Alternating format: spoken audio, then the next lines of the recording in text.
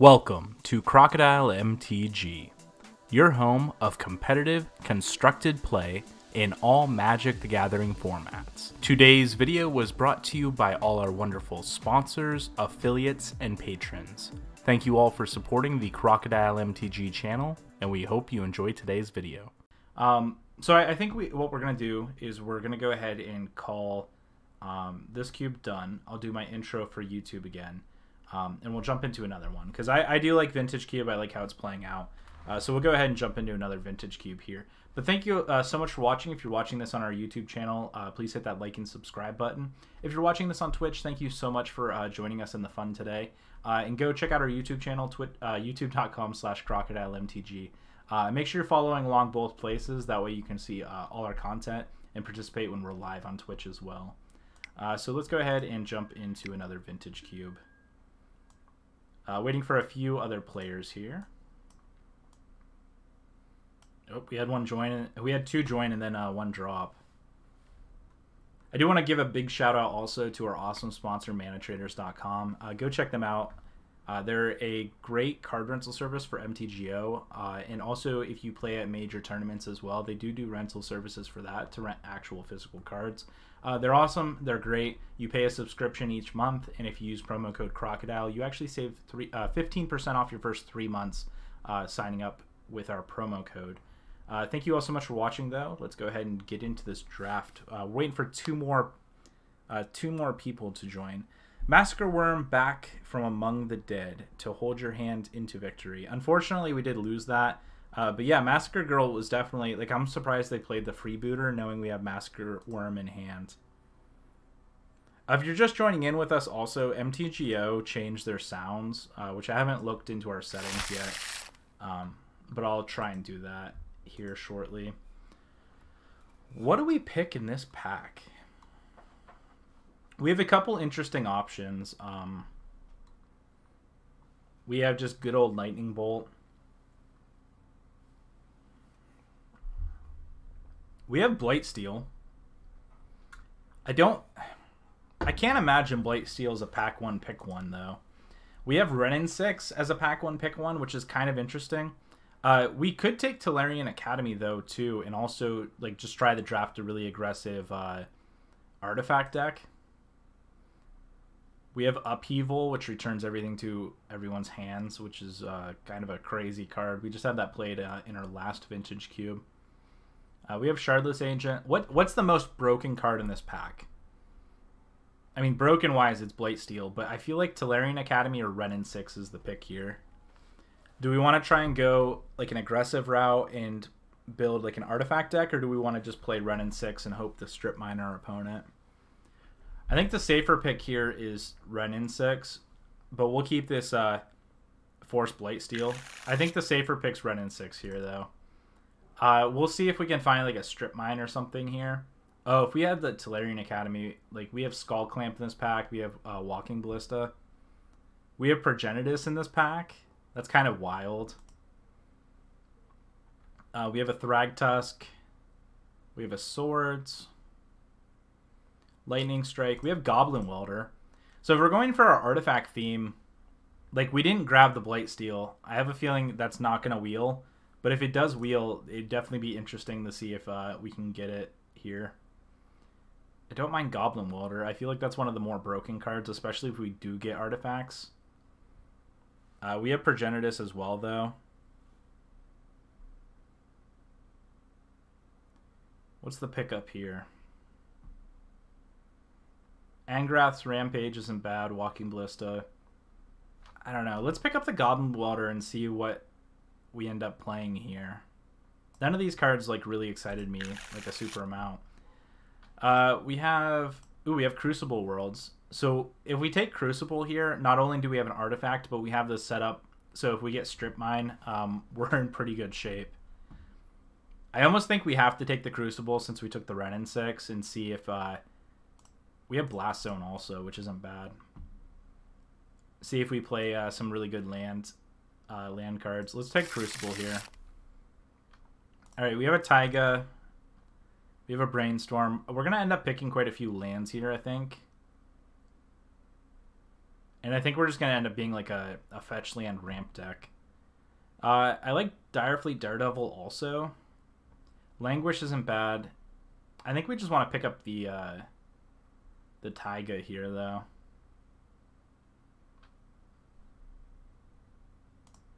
Maybe it is Direfleet. I can see grabbing Direfleet here. There's a lot of broken cards. Or actually, what if we just pick up Sundering Titan? Because we are kind of building around this artifact base as well. Let's pick up Sundering Titan and see what we can do with that. We have Oblivion Sour. We have Lightning Greaves.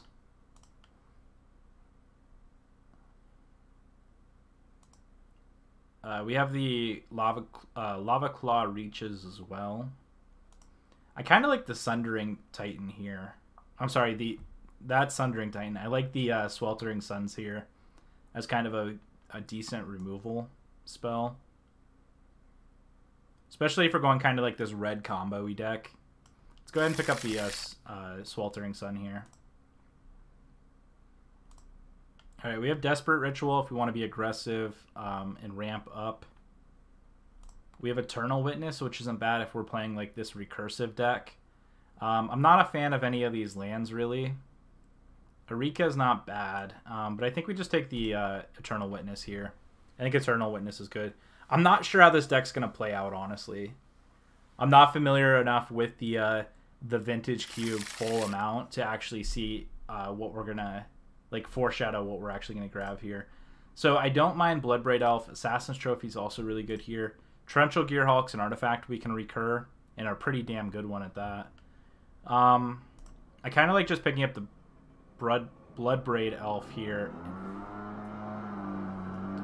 I apologize, everyone. Apparently, at my apartment complex, they're leaf blowing outside. So I'm going to try and talk like this, and if anyone has any issues with that, please let me know, because this is stupid. I don't know why they're right outside my window. Alright, let's go ahead and pick up the Bloodbraid Elf and see what we can do here. Bloodbraid in the Sweltering Sun, though, is going to be a little awkward. Lumbering Falls isn't bad. We have Volcanic Vortex as well. We have a couple good white cards here. Nothing I'm super interested in. Maybe we just end up being like a red-green aggro deck. Seeing Resto Angel and Flicker Wisp makes me wish we had a wish for a Blink deck. Yeah. There are some decent like Blink cards in here as well. What if we Bizarra Baghdad and then like try and get things back with Run-In 6? I think that might be too hopeful for our deck to come together. Whenever a player taps for mana, no, I'm not really. The Tellurian Academy ended up wielding, so let's pick up the Tellurian Academy here. And let's try and play like an artifact deck. I don't mind Regrowth here, especially if we're trying to recur a bunch of stuff. There we go. They moved away quite a bit, so I apologize if you're watching. That was extremely loud. Let's take the Regrowth here, I think. Alright, I don't mind the Blast Zone here. I think that's a good recursive card we can play. There's also Daze here and Batterskull. Is Batterskull or Blast Zone better? Probably just Blast Zone because we have the Red Insect's Crucible. We're really looking for the Strip Mine here. Alright, Direfleet made it back around. I think that's going to be the pickup.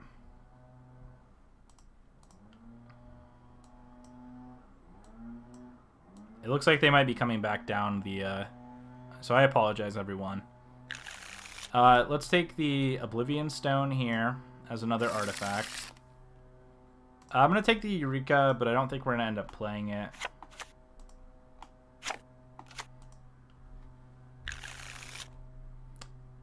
Flicker Wisp is fine.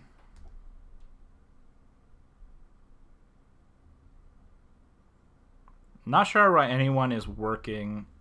Like, they said they were going to keep maintenance down to a minimum at my apartment complex. But clearly, you know, it's very necessary to leaf blow stones off the pavement. Especially when no one's supposed to be working in Pennsylvania right now. Like, I'm not sure why that is going on.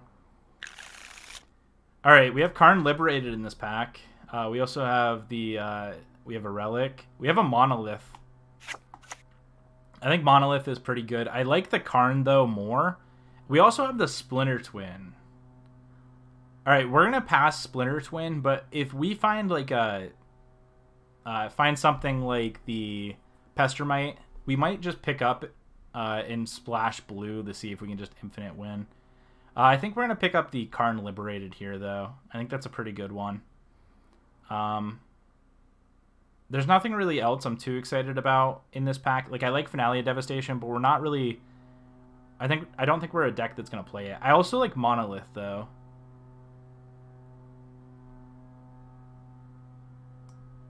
So, Monolith or Karn? Flicker Wisp, the Eternal Witness. Yeah. A Selesnya Blink deck would be pretty good.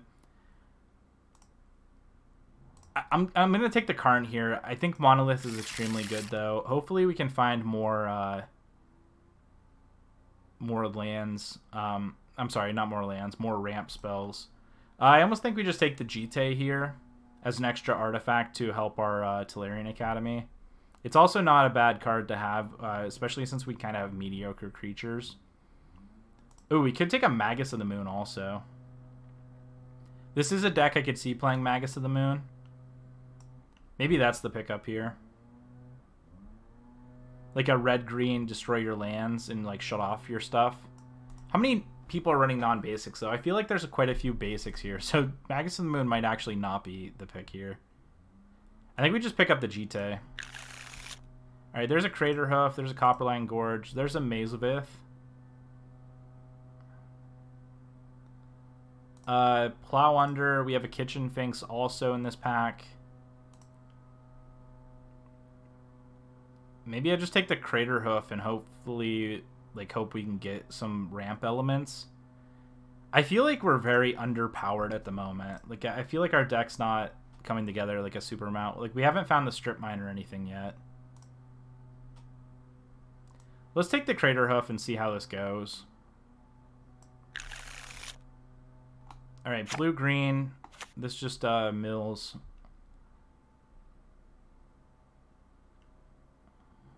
I feel like our deck is very underwhelming. We have the Hellrider here. We do have Expansion Explosion. We have a Badlands also. I feel like we're all over the place. I feel like we need a third color to make this deck start working. I feel like we almost need to pick up the Toxic Deluge here. And maybe splash black, so we end up being like a red-green-black deck. Yeah, there's a Maelstrom Pulse we can pick up. There's also a Stonecoil Serpent and a Gruul Signet. There's a Mox Diamond. Mox Diamond's pretty good with both the Renin 6 and the Blast Zone. I think the Mox might be the pickup here, just to help us get some stuff going. We have a Dismember here, which isn't bad. We have a Zealous Conscript, which isn't bad. Zealous Conscript can actually pair with the Splinter Twin for the combo. Let's pick up Zealous Conscript here. Alright, we have a Thundermaw Hellkite.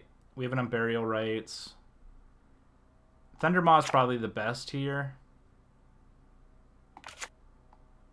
It's a 5/5 for 5 that we can just play. Alright, there's a Huntmaster. We also have a Phyrexian Arena here. Nature's Claim. I think it's just Huntmaster. I think we're just going to be a red-green value deck for the most part. Huntmaster is a pretty good card for that. We might not end up playing this Tolarian Academy, to be honest. I don't mind Finale. I don't mind Trastodon. We don't really have a lot of ramp spells. We don't have a lot of ramp creatures at the moment. I think I just like picking up... Actually, if we're splashing the black, maybe I just pick up the Bitter Blossom here and hope to accumulate value over time. We might not end up playing this Crucible unless we find a couple fetch lands or something. I could see the Crucible being an issue. Alright, there's a Field of Ruin, which isn't bad. We do have Terminate also, which I think is probably worth picking up here. I think we are going to play a red-black green deck.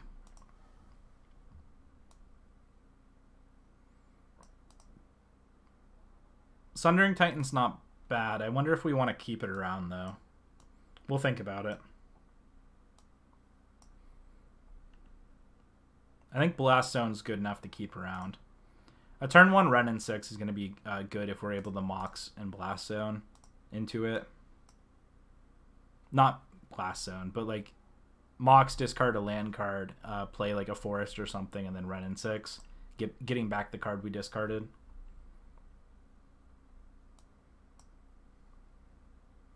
Goblin Welder with Jite and Oblivion Stone isn't terrible.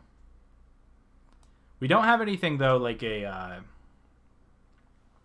like, where this deck would really shine is if we had something like a Faithless Looting, where we could draw 2, discard a couple lands, and then get it back for our Blink deck, too. Yeah, you really want this Blink deck going, Polaris. I don't know if we're going to... Excuse me. I don't know if we're going to be able to get it going here, but we'll try. I like just picking up the Copperline Gorge, I think, here, especially since we're playing 3 colors. We have a couple instants, but a lot of our deck's sorcery speed, so Wilderness Reclamation isn't super appealing to me.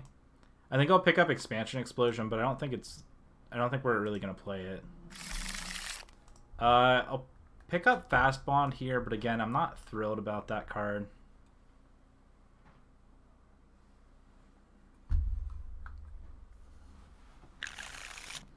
Manamorphose is fine.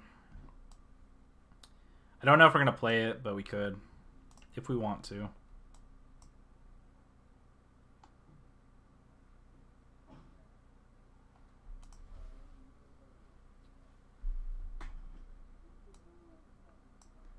This deck is definitely a cube deck. It's a deck that is potentially good, but we're not sure about. We'll have to wait and see how our opponent ends up playing out. We got Mind's Desire for the last card. Alright, Crater Hoof. Alright, looking at our deck for a minute, we're kind of, like I said, all over the place. There's a Force of Will and a Time Warp. Those are good cards, but again, we're not in those colors. We are splashing black, so I could see playing maybe this Vraska. Nissa's not a bad card, but we're not really playing... I don't think we're really playing a double green card deck. Maybe I just pick up the Vraska here. There's a Vampiric Tutor. That's not bad.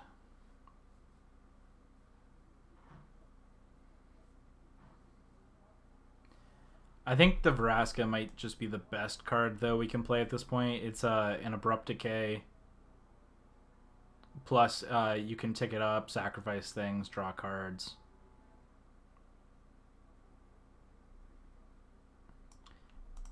We do have Craterhoof, though, and Karn, so maybe we do want the Nissa here. Alright, let's take Nissa since we're base red-green and see how this goes. So we have a Whisperwood Elemental, we have a Woodfall Primus. We have a couple just artifact ramp cards, which are decent. We have an Entomb, but we have no reanimation spells. The Whisperwood isn't bad. Being able at the beginning of your end step to manifest a card from the top of your library is incremental value over time. The Signet's not in our colors, so I'm kind of okay with passing that. Maybe we just pick up the Elemental here. Again, there's no lands in this pack. Let's go ahead and pick up the Whisperwood. Alright, here's a fetch land. We have an Ancient Grudge also. Harmonize isn't terrible. White-black, return up to 1 creature from your graveyard to your hand. That's not bad.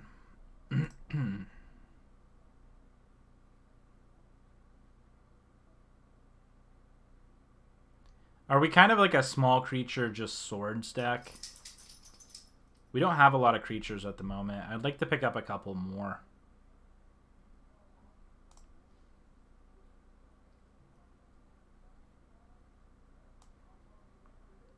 Sure, let's pick up a sword here and see how this does. Actually, we have Fatal Push in this pack. Maybe we just go for the removal spell. Now let's grab swords because we have Bitter Blossom. Alright, this is actually a better sword, so you make your opponent discard a card. Chrome Mox isn't bad here. Oh my, Show and Tell too. Yeah, Show and Tell would have been good, but we're not really playing blue at the moment. And we are on pack 3. I could say playing Chrome Mox to help us ramp up a little bit, but it does short us a card because it does exile it. Scavenging Ooze also isn't bad in this pack. I really like sort of Feast and Famine, but it's just a matter of if we can get enough like early game creatures to play it.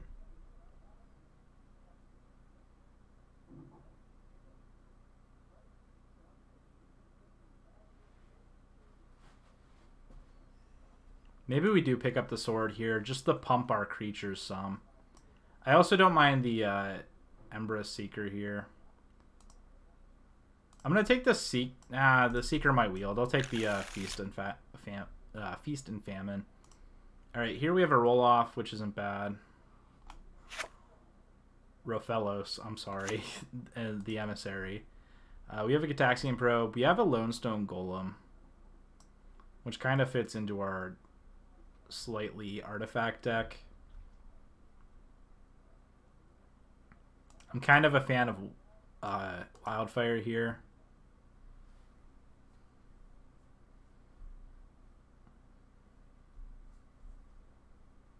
And then we can like rebuild.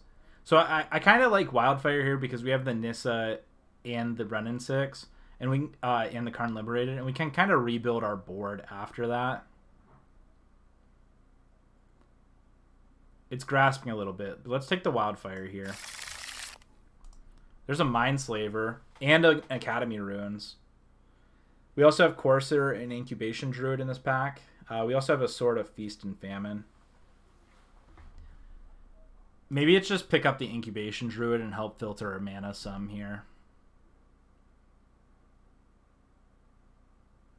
Courser's not bad, but let's just grab the Incubation Druid, especially since we have our swords. There's Sylvan Library that help us filter things as well. I like Sylvan Library here. Alright, there's a Stomping Ground. Biogenic Ooze doesn't really excite me. We do have a Seasoned Pyromancer here, so we can discard some land cards. Pick another sword and collect them. Yeah, we don't get the cards out of this, so it would be nice to be able to do that.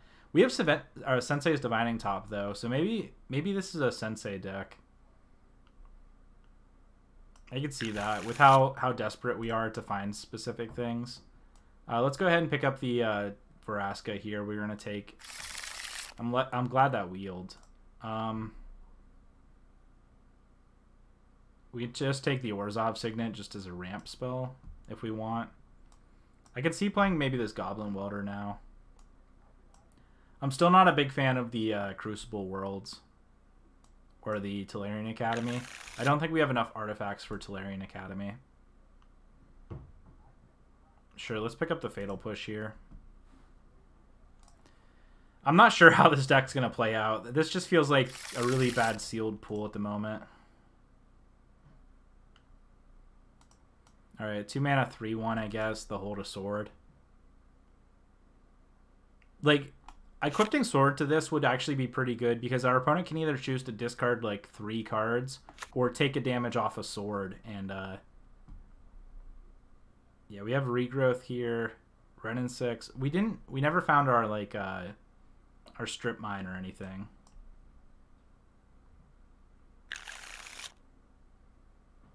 We could pick up Lotus Bloom and maybe get it back with Goblin Welder as like a Black Lotus we can just bring back. We'll have to see, though. That might be pushing our boundaries a little too much. I don't know if we're going to end up playing this Crater Hoof.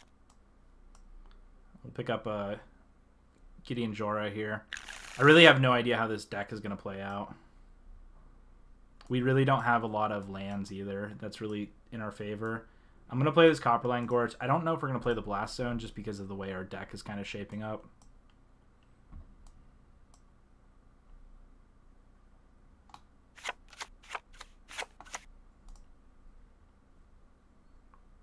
I mean, I can see this a little bit. Like, it's not bad.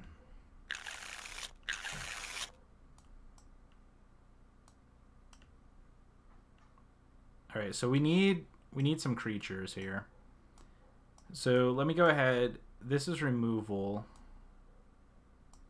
These are creatures. Regrowth is kind of like a recursion piece here. Sylvan Library is good. Terminate's a removal spell. Manamorphose we can sideboard. Renin 6, I don't even know if it's worth playing because of the way our deck's shaped out. This is a creature. This is a Jite. So I think we are kind of like a small creature, get some damage going. So Eternal Witness is good. This is a removal spell. That's removal. So maybe the Sundering Titan's not that good here. It does draw us a card, though. I don't think Sulfuric Vortex is very good, in our favor at least. That's also a removal spell. Alright, I like Nissa. I don't mind Vraska. I really like Bloodbraid in this deck. Huntmaster is also good because it brings another body. So our deck really isn't that bad. Like, I think these are our main creatures here. I don't even know if we play Karn. Like, Karn's really good, but being able to just early game do these, like, I think is pretty good. Maybe we don't play the Wildfire.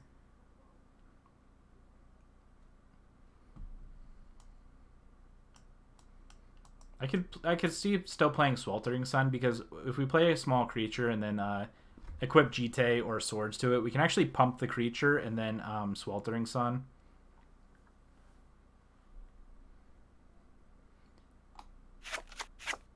So we have protection from white, black, and green, black. Okay, that's good, because black's actually a pretty bad, it's a pretty rough color in draft.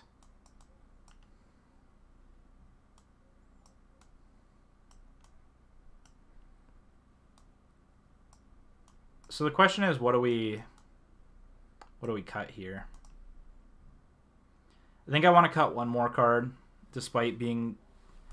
Maybe it's just the Karn. Maybe we're just playing this more creature-based, like equip some swords deck. Karn's just so good, though.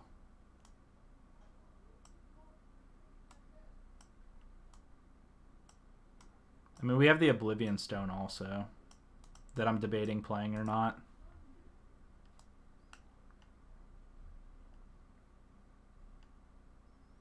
Because if our opponent's playing a more aggressive deck than us, we want a way to at least stabilize the board a little bit. Maybe Sweltering Sun and Toxic Deluge are good enough.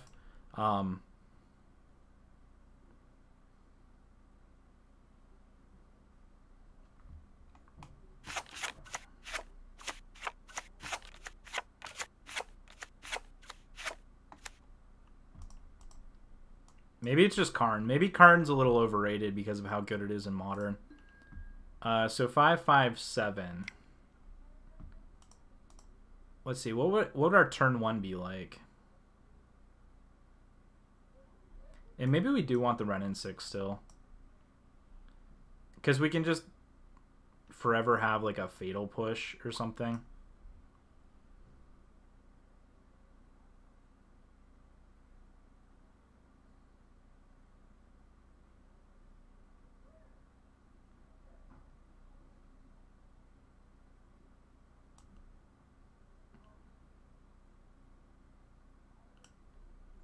Maybe cut the Regrowth, play the Renin 6. I could see playing something like this. We're going to have to be really careful about our opening hands we keep, though. But I think this is okay. Let's go ahead and keep this. Let's save the deck, and let's go ahead and get underway. Oh, we want to play the Copperline Gorge. So I think we can trim a forest for that. Let's go ahead and save this. I think this is okay. I believe in what we're playing.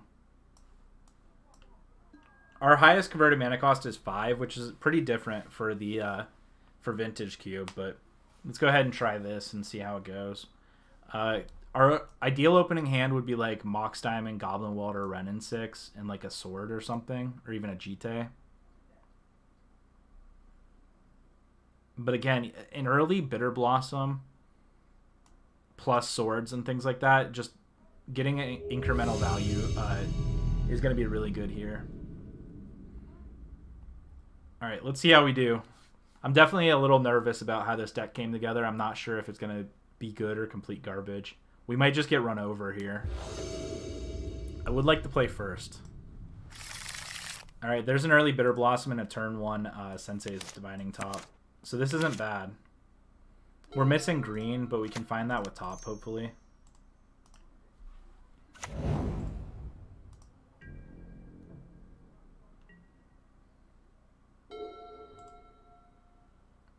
Alright, let's go. No turn 1 Thoughtseize.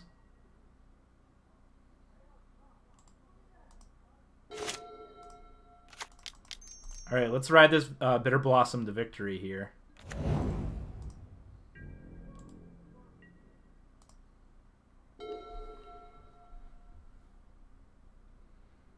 This Bitter Blossom's going to be really good here.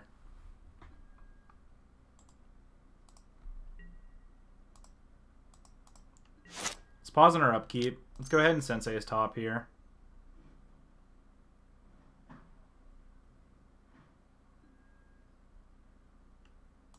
Alright, let's keep that on top.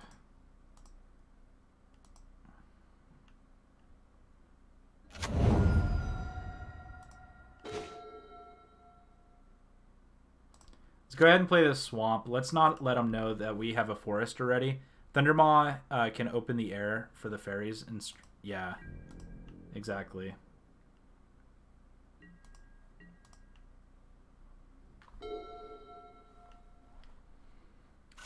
This actually feels like a pretty good start to the deck. All right, that's fine. We're just gonna kill that.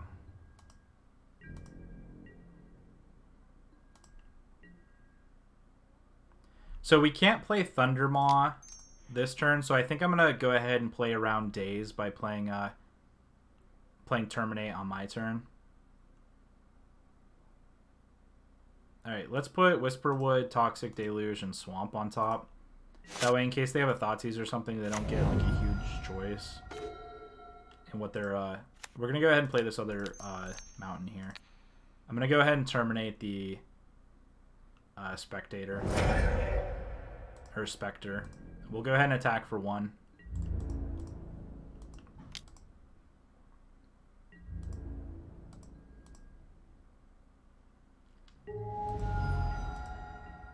Let's hope these this Bitter Blossom's good enough to take over the game and overwhelm our opponent. And being able to play Thundermaw Hellkite next turn and attacking for 7, like that's going to be pretty aggressive for our opponent to come back from. All right, Ashiok I think is fine.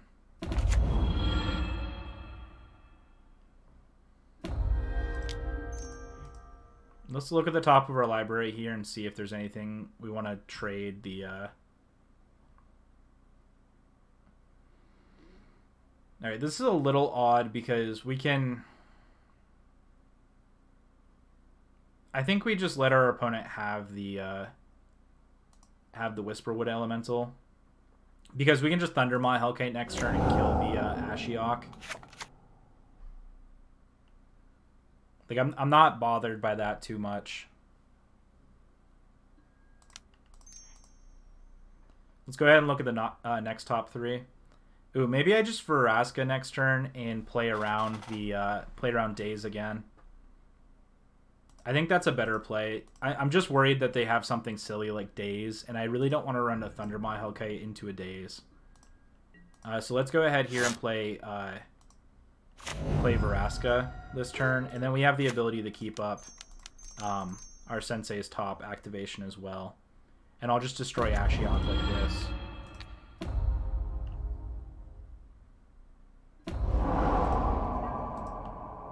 We'll go ahead and get in for 2 here. I think it's better to play safe than sorry. We're basically playing Jund here, if you're really thinking about it. And if we find like a... Alright, there's a Soul Ring.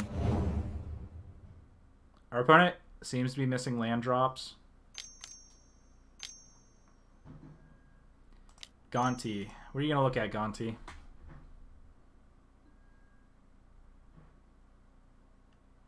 Interesting. Do I want this Jite? I feel like I do want this Jite here. I do think I want to activate here. And the thing is, if they take Sensei's Divining Top, if they activate Sensei's Divining Top, we just end up getting the top back put on top of our library. Even if they draw a card, we just get it put on top of our library. I think I'm safe to next turn Thundermaw Hellkite. Like, we'll play the Swamp first, play around the days. I'm sure you're tired of hearing me say it already, but... and then we'll just take up this Vraska. And I have no idea what our opponent took.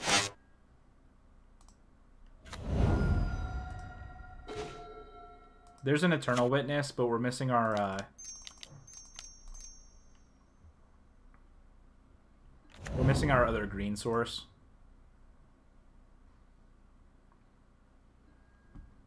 I think I'm going to go ahead and tick up and draw off a swamp here. Alright, there's another green source. And next turn we can just go ahead and Umazawa's Jite. Probably just a fairy token. We actually have lethal next turn if our opponent can't do anything about this board state. So we'll see what they play here.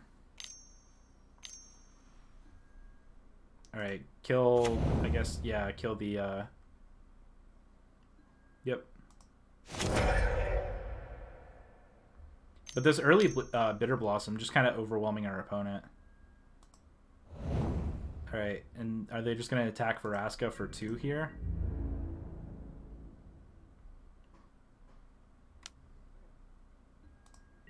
I think that's fine.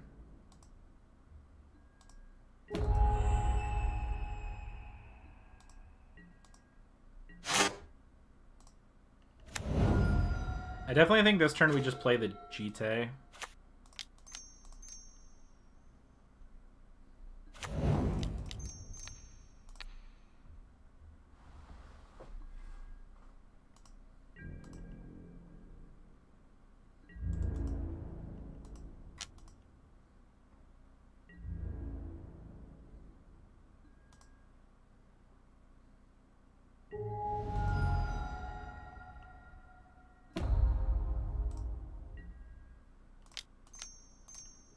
Play the Incubation Druid, and then I think I'm gonna sacrifice a mountain here to gain a life and draw a card. We can always get something back with the Eternal Witness also, but I think this is just gonna be lethal.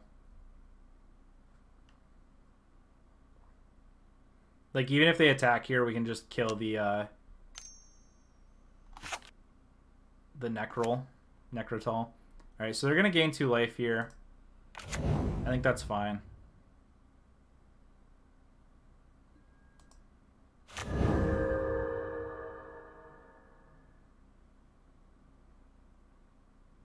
Oh, that's what they stole from us. I was like, wait, how'd they tap for green there? Play Forest, Eternal Witness, bring back Swamp. The circle continues. Yeah, exactly. Please turn that damn thing off.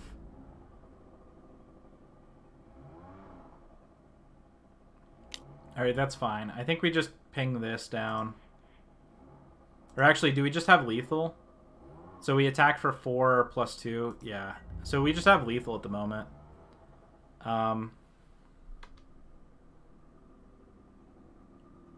So I think Vraska is just going to die here. We can bring her back with Eternal Witness if we need her later on. But as it stands, we're just, we have lethal in the air. So I'm going to attempt to go for lethal here.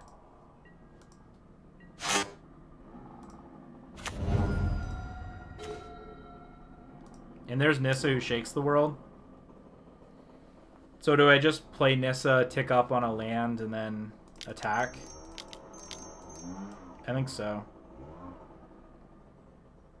I'm sorry, everyone who's watching this.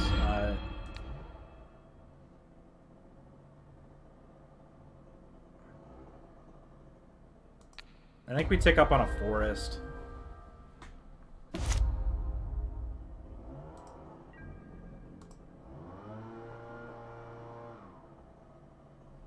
Alright, and that's going to be lethal. Alright, so moving to the sideboard. That actually played out a lot better than I thought I was going to. I definitely thought we were going to fall straight on our face with that one. Thundermaw Hellkite was good. I really don't think there's anything I want to even change or think about changing in this deck. Like, our opponent... I'm sorry about the outside someone's leaf blowing. I don't think there's anything I want to change here. I think I just go ahead and keep it. You know men and their leaf blowers. I don't know if I can say that since I'm a men. But, alright, let's go ahead to...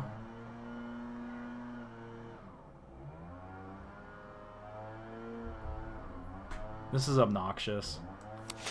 Alright, we don't have our turn 1 red and 6, but we have a turn 2...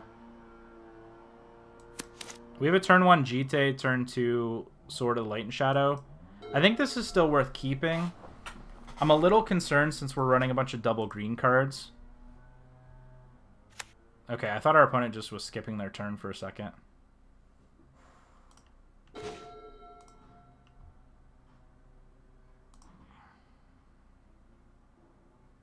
Oh, this is a little concerning because we have to discard a land if we play this Mox Diamond. I think I'm just going to play the Swamp and pass the turn. I don't think I want to leave our Jite just open for whoever wants to hit it.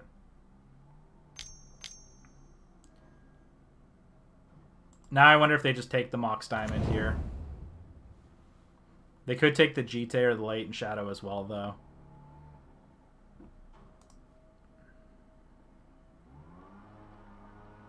If they don't take the Mox Diamond, if we draw a green source or something next turn, I'll play the Mox Diamond, discarding a land, playing the Eternal Witness, and getting it back.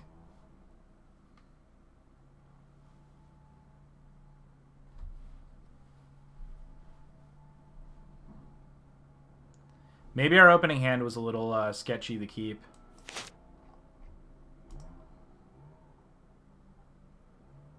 I'm definitely curious what our opponent takes, though. Alright, they do take the Mox Diamond. So that was probably correct. That was what I would take. Alright, I'm going to go ahead and play the Jite here. Especially since we have nothing else to play. Maybe I shouldn't have kept a no forest hand. Oh, our opponent's playing Grixis. We didn't see the red last game. Alright, Thief of Sanity is a little concerning here.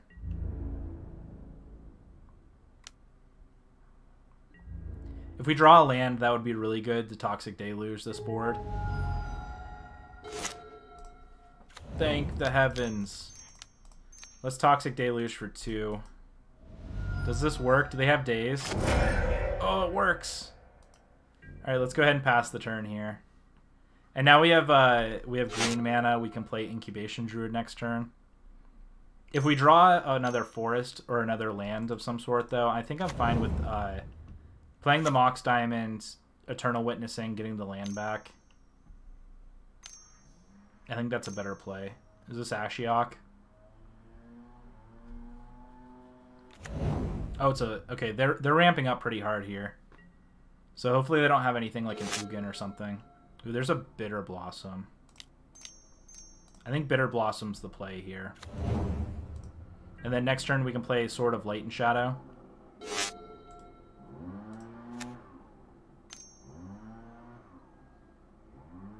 Alright, search your library for a card. Put that card on top of your library. You lose 2 life. I wonder if they're just going to find something to kill Bitter Blossom. But even the 1 token off Bitter Blossom, I feel it's going to be really good.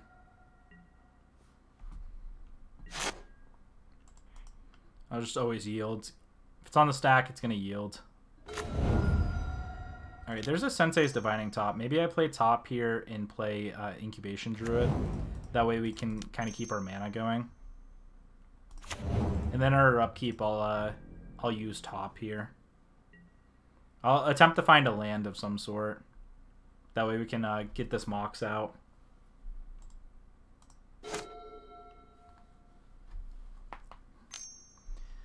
All right, the snow blower, the leaf blower finally went away. Thank goodness.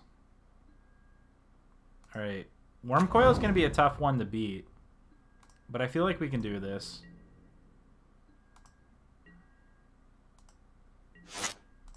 All right, let's go ahead and use top here.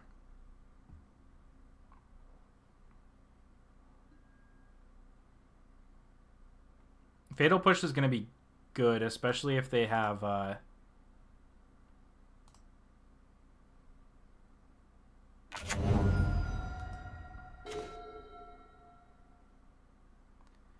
Fatal Push is going to be good, especially if they have if we're able to kill Worm Coil.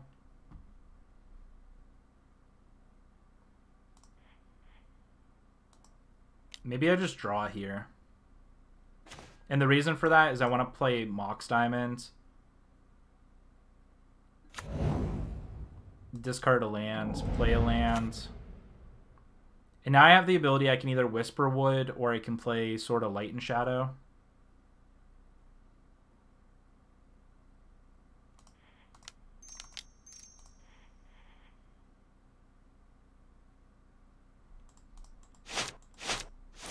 What's the winning line here? Maybe I play Sword of Light and Shadow and equip Jite and attack. Let's attack with this, equipping Jite.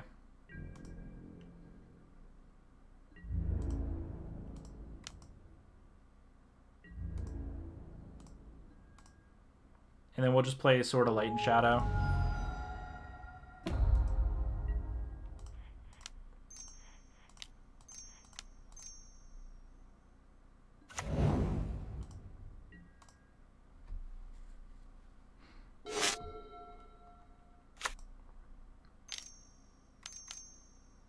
What's our opponent have? They want to destroy the Incubation Druid. That's fine.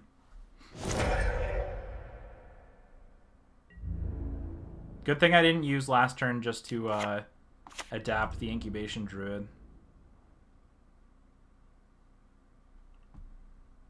I think I'm fine blocking. We have to prevent taking a bunch of damage from this worm.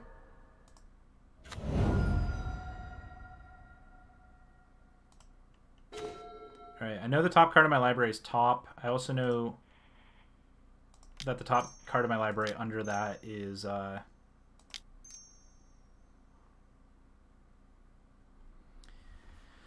Fatal Push. What if we just Eternal Witness getting back Toxic Deluge? I kind of like that. And then we have Fatal Push on top of our library and yes. We have Fatal Push on top of our library, and we're going to have a loaded Jite to be able to kill our opponent's tokens off this Worm Coil. I think I like this play. I think this is our path to the victory here.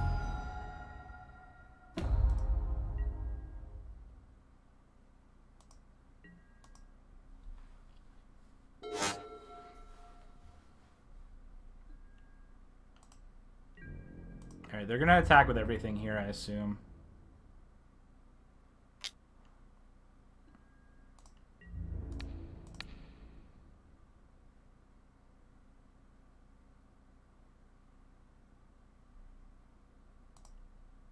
I'm fine with removing a counter to kill the Nimble here.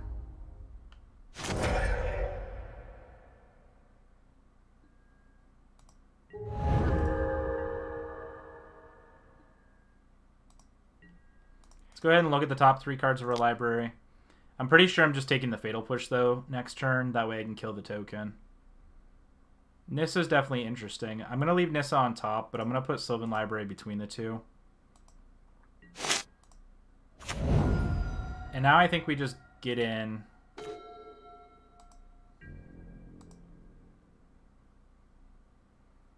The Uma's Jaw was Jite. I didn't even realize the combo with Bitter Blossom here.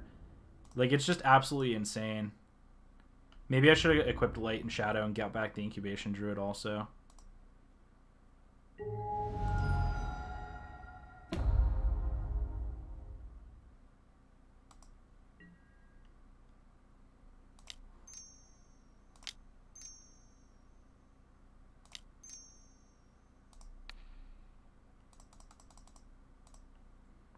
Alright, let's go ahead and -6 here.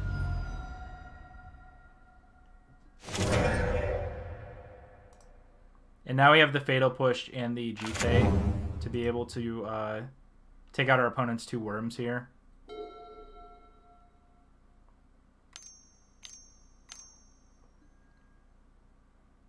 Ashiok's pretty good.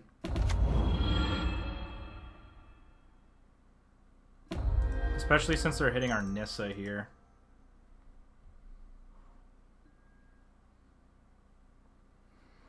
I don't think I want our opponent to have any of these, but I think I'm going to take the Vraska. That way I can kill Ashiok the following turn. Let's go ahead and activate top here.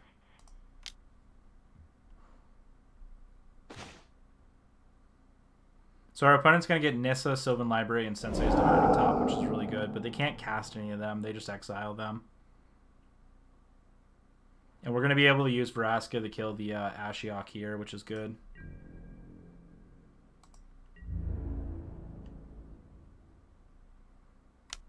Let's attempt to go ahead and push the worm with lifelink.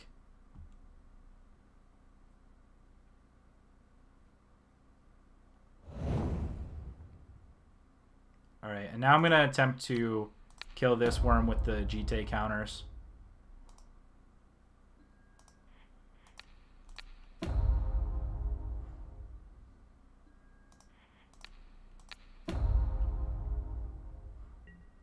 And now we have 2 counters on GT still. And next turn we can just play Vraska and kill the Ashiok. So we're actually in pretty good shape here, I'm pretty sure. Oop, not on my upkeep. Actually draw a card.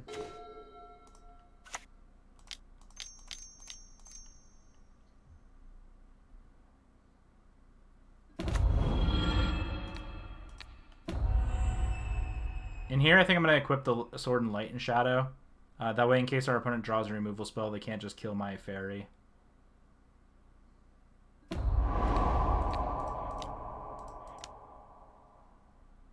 And then we'll equip GT at the beginning of the next turn. So now I'm going to just yield and let our opponent see what they can do. We can gain life with this GT, so we're not going to die to our Bitter Blossom. We're actually in pretty good shape here.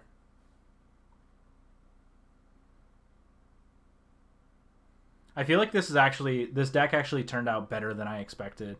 Like, it just feels like medium, really good cards, but the fact that we can just Alright, what's this?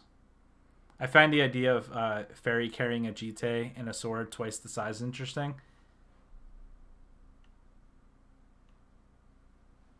What are they gonna copy? The GT? Sword and Light and Shadow. Okay. I find that interesting.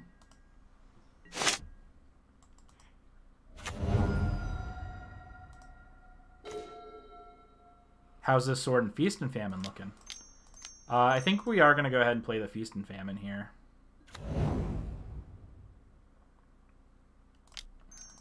And I think we equip that. I just have no idea how our opponent comes back from this. Alright, let's go ahead and attack for 5. We're going to untap all our lands here. Our opponent's going to have to discard whatever cards in their hands. Let's get back Eternal Witness.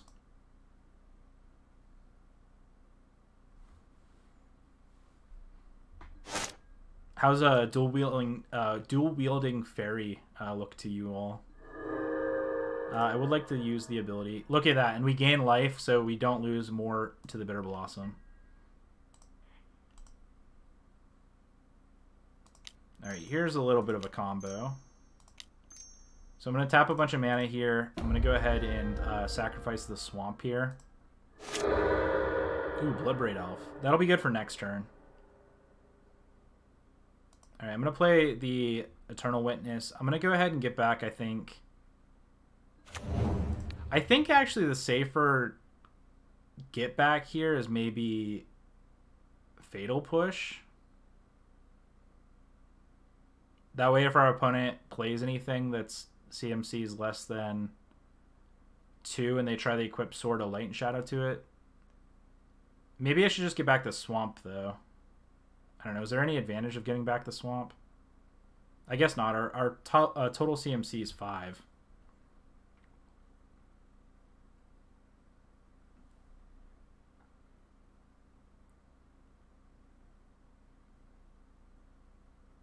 I guess let's go ahead and get back the Fatal Push.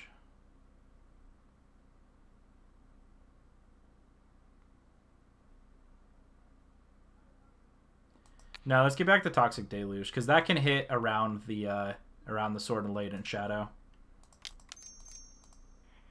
Let's go ahead and equip this fairy over here. Which fairy do I want to equip? This one's fine.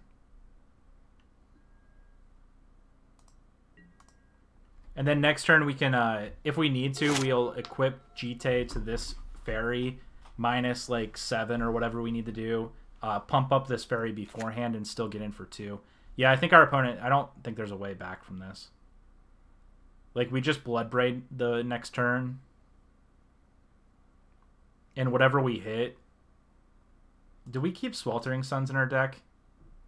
Maybe I don't Bloodbraid in case we hit Sweltering Suns. And our opponent actually is just going to concede here. So we would have just hit... What would you have hit? I'm just curious what we would have hit off of Bloodbraid here. We would have hit a Terminate. We would have had to use on one of our own creatures. So that's interesting. So we did get the win there. Let's go ahead and hop into match number 2. This actually, the deck turned out pretty well.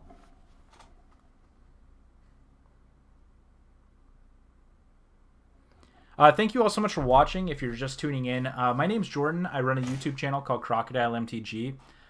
We do a lot of content over there on the channel. You can find a bunch of content in Pioneer, Modern, Legacy. We have a little bit of standard content over there, and then we have some drafts as well.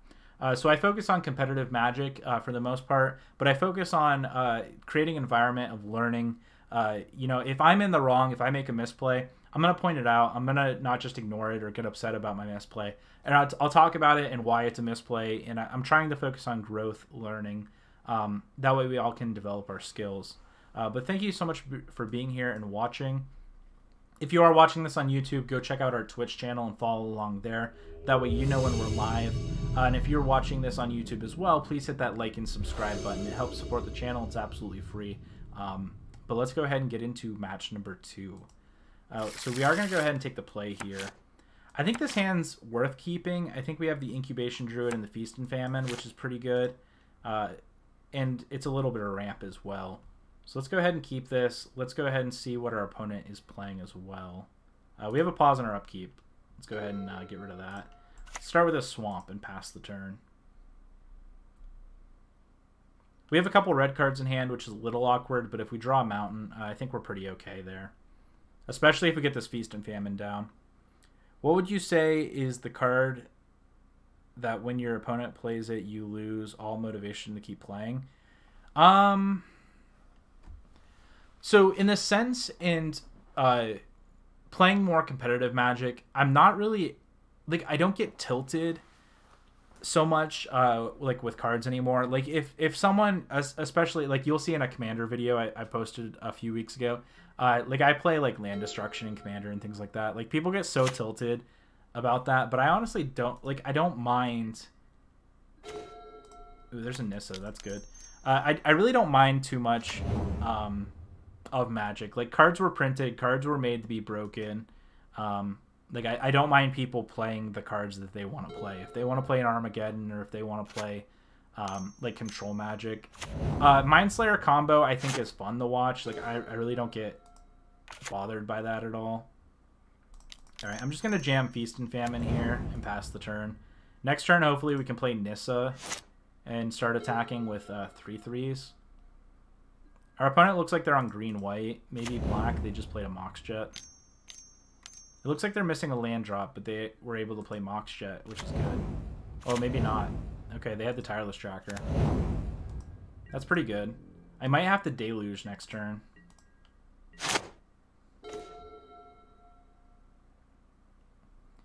Man, this kind of sucks. So protection from green and black. Maybe I just equipped attack and see what happens.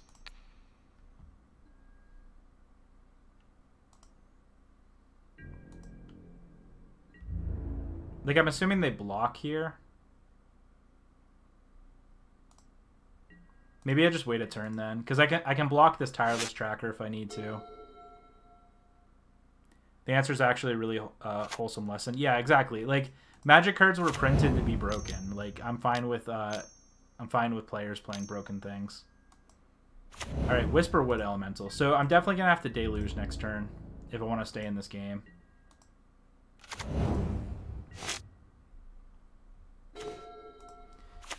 Which sucks, because now I want to play this Nissa. I think I have to Deluge for 4.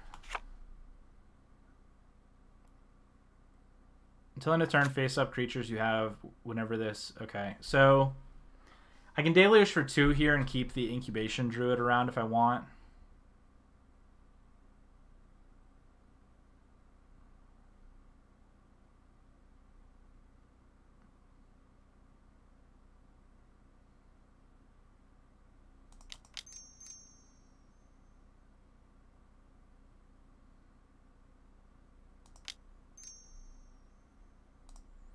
I think that's what I have to do here. Or maybe I just do... I Deluge for 4. They sack Whisperwood Elemental. They get 2 manifested creatures and a flyer. Next turn I draw a land, play Nissa Who Shakes the World.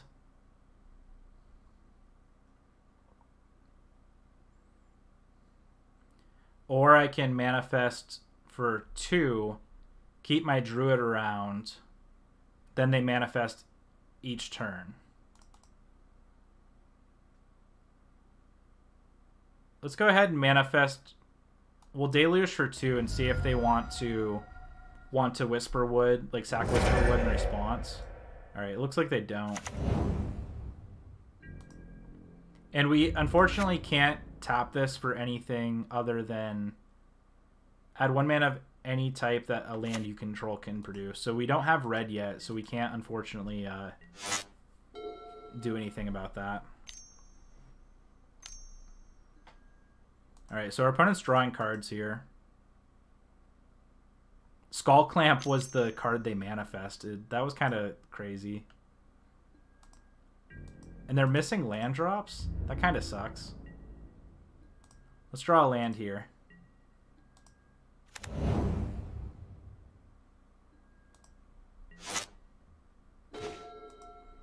Alright, so now what do we want to do? We want to...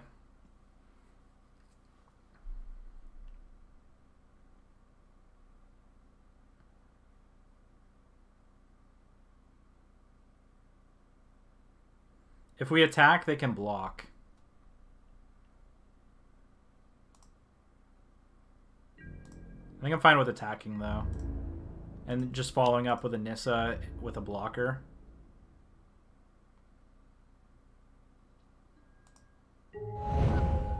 Eternal Witness goes to the grave.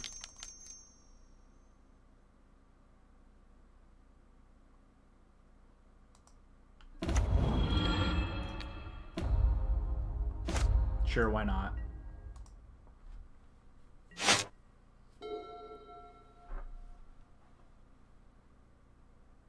So now if they, even if they attack, I don't think they can kill the Nissa.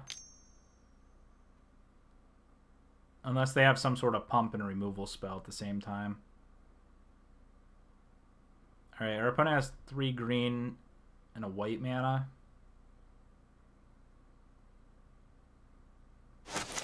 I'm definitely interested what our opponent's going to do here. I think I'm fine with Nissa falling the 1 if that ends up being what happens. We'll just have to see here.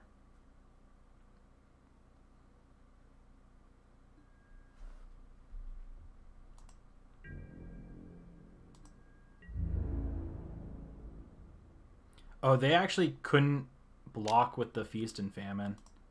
Because the Feast and Famine... Alright, Nissa's falling the 1.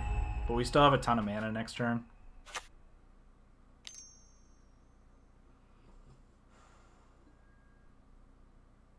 Okay, so they got to kill Nissa. So that sucks a little bit, but overall, I think I'm okay with that. And now they have a Batterskull, but Batterskull's a black creature. So the Feast and Famine just survives. Ooh, maybe now I just... This is a really interesting spot.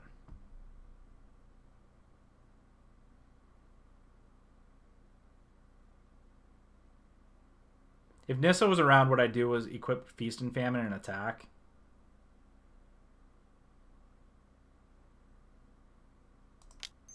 I think maybe that's still what I do.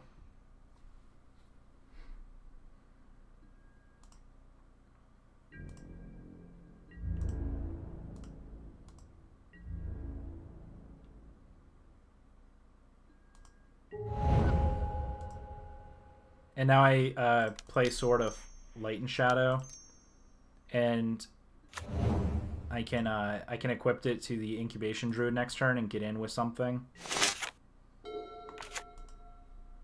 Like, even if we're just gaining 3 life a turn, I think that's better than just sitting around. Do they have like a Burst Lightning or something for Incubation Druid? Destroy target artifact. Okay, I'm actually surprised they destroyed Light and Shadow instead of the Feast and Famine.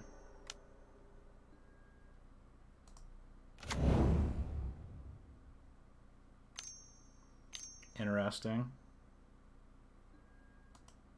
Okay, so they're gonna be able to kill the Incubation Druid here. I gotcha. So this is pretty good from our opponent. It also means our Sweltering Sun doesn't matter.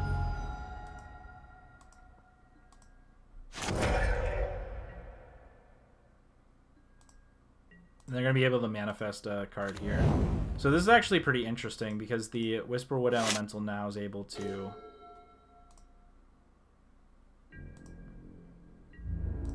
just chump our forest here. If we draw a red source, though, I'd like to be able to terminate the Whisperwood Elemental.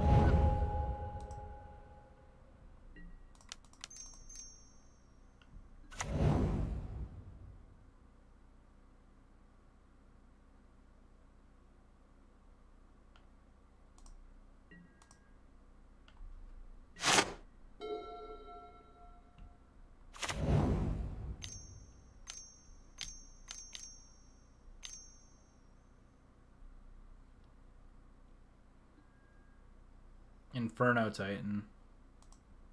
Nice.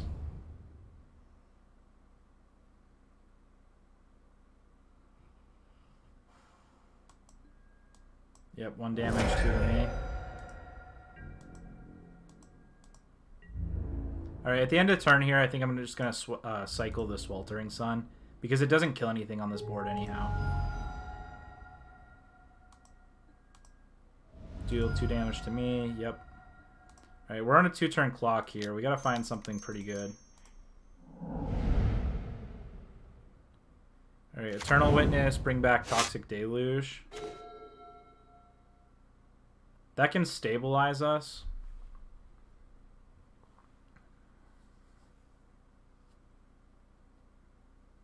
Nope, actually I think we just lose, because what they do is they Whisper Wood Elemental.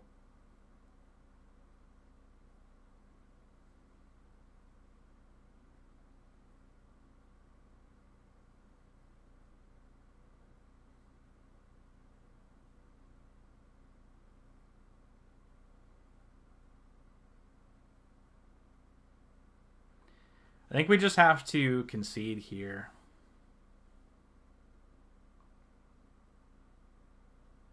Like, I think our opponent just wins by attacking with the Spirit and the Inferno Titan.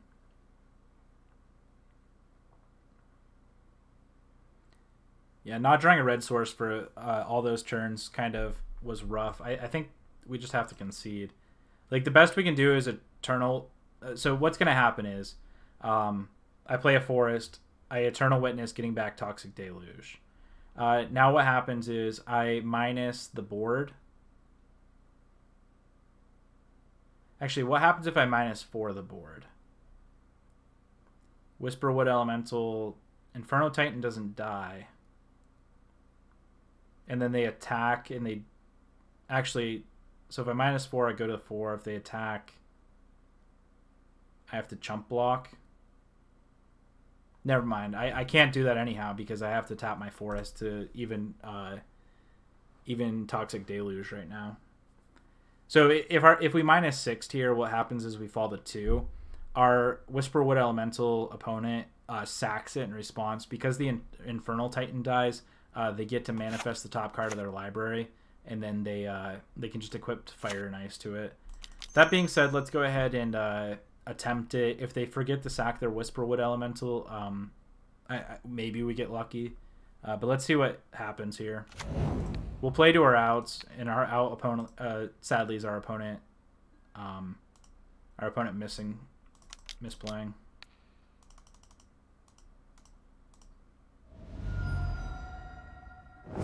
Yep, they didn't forget the sack. So yeah, our opponent was a good player here. So, and now they just attack for the lethal. They don't even have to equip anything. They can just attack. All right, good game, opponent.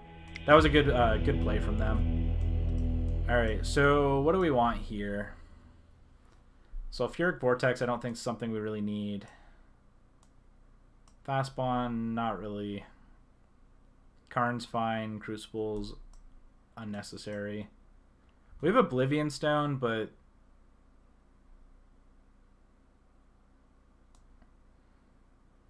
I guess maybe Oblivion Stone's better than the Sweltering Sun, but maybe not. All right, we're just gonna go ahead and run this back. We'll see if we can get a little bit luckier this time. All right, so we have a turn 2 Jite. We have a Huntmaster. This isn't bad. We also have a Vraska. I think I have to keep this. We're on the play. We'll see how this goes. We'll start with the turn 1 Copperline Gorge. Hopefully they don't play Wasteland. I didn't think of that. If they have just like a Wasteland, we can just our Copperline Gorge just dies. But all right, our opponent mulliganed on the 5, so that's pretty unfortunate for them. But again, we don't have a super aggressive hand, and they're on the draw, so they could draw out of it pretty easily. We couldn't find a red source last game, though. That really sucked.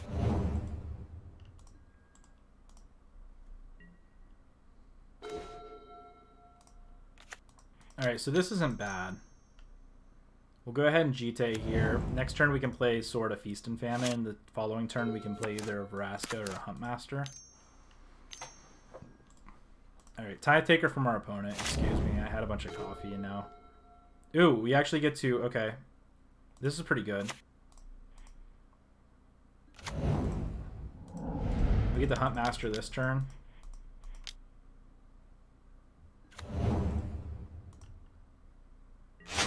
And now this forces our opponent to play something each turn, otherwise it flips and starts making 2/2s. Alright, there's Sword of Fire and Ice. We can actually just play Vraska and kill the Sword and Fire and Ice.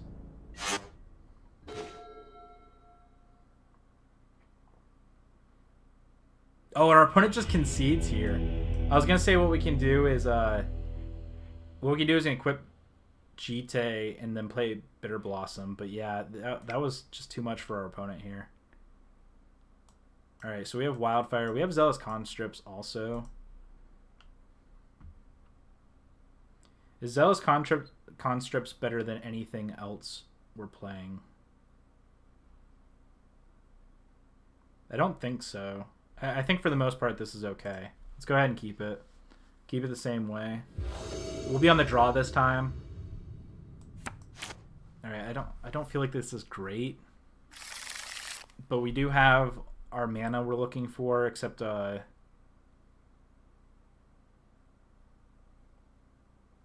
go ahead and keep it.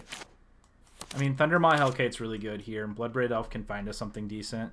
We'll go ahead and turn to the GT, and then hopefully we find like a Mox or something. Alright, there's an Incubation Druid, so that's good also. Instead of Bloodbraid Elf on turn 4, we can play Bloodbraid on turn 3 and play Thundermaw Hellkite on turn 4. Depending on what our opponent has, of course.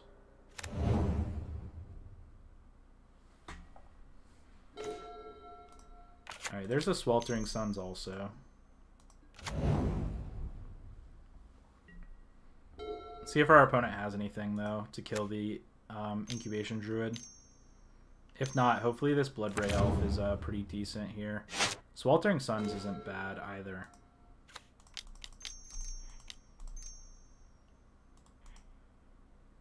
We'll just cast it. I'm fine with attacking in here with our Bloodbraid.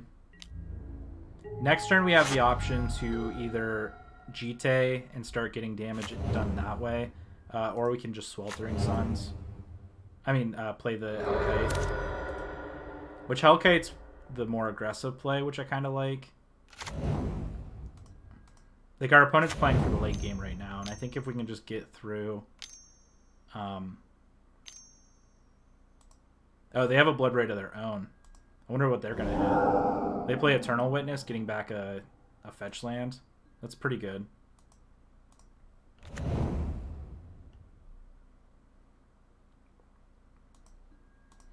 I think playing the Thundermaw, though, is going to be better.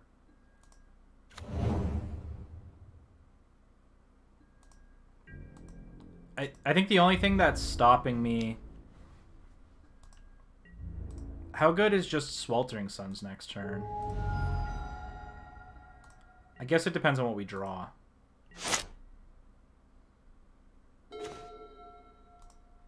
We drew top.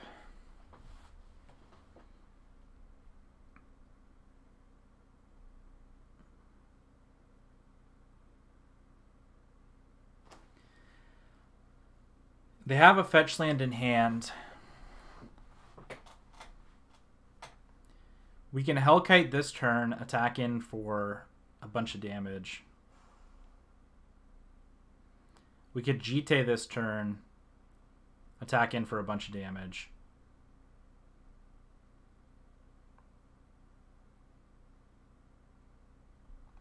Deals 1 damage to each creature with flying. Okay. I think I like playing the GT this turn, to be honest.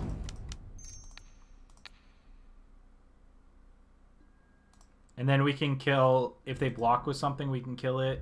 But we also can,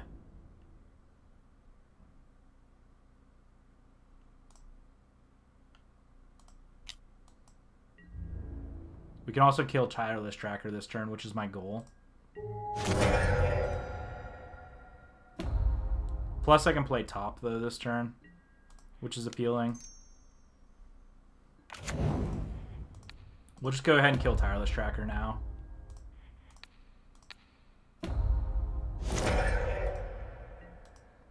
And then next turn we can play Thundermaw. I think this was a pretty good play. I guess the only thing that would suck if they have Sword of Fire and Ice right now. Alright, they have Batterskull. So still pretty good for our opponent.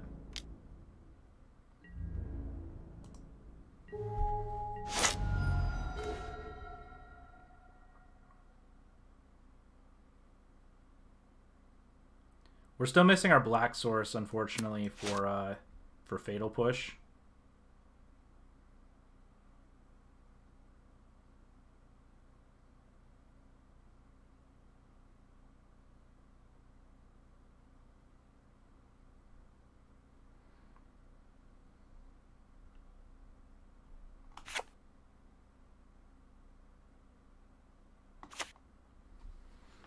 What we could do here is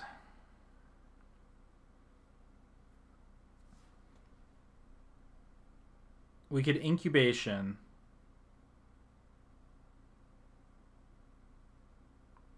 Equip Jite. Like, we could adapt here, equipped. Look at the top 3.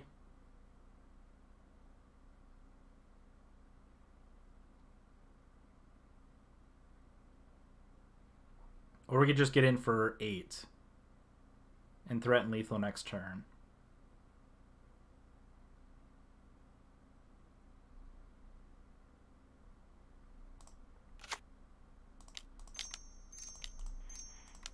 Let's go ahead and get in for 8 and threaten lethal. They could discard a card to Prowler if they want.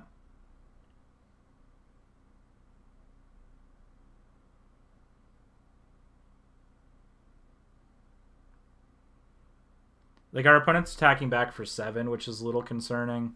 But I think I want to get in for 8 this turn and then see how it goes. Again, we have a Jite, so we're going to be able to find something if we need to. Our opponent's at 4 now.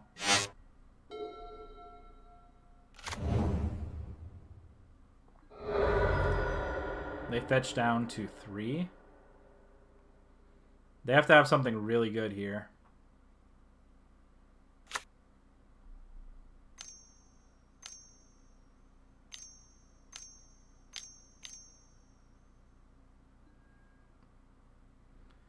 Well, that's something really good.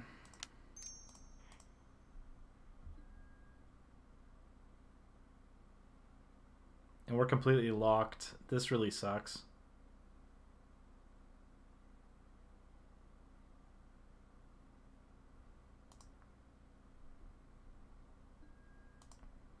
Alright, we're going to get a bunch of lands. So now we can get... Let's get a red source. Let's see, is there anything in our deck that's like double other than Whisperwood now?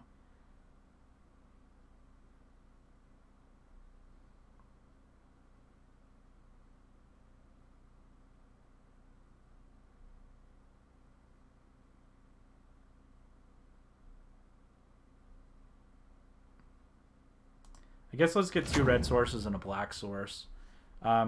We're really not in terrible shape here because next turn I can Sweltering Sun, possibly play something, and Fatal Push the Germ. So now we're all tied up at... we're all tied up. So what can I do? Sweltering Sun's here. Okay, perfect. So I can draw a Huntmaster. I can Sweltering Suns. Oh, I tapped. I thought about this incorrectly. I guess let's still play Huntmaster, though.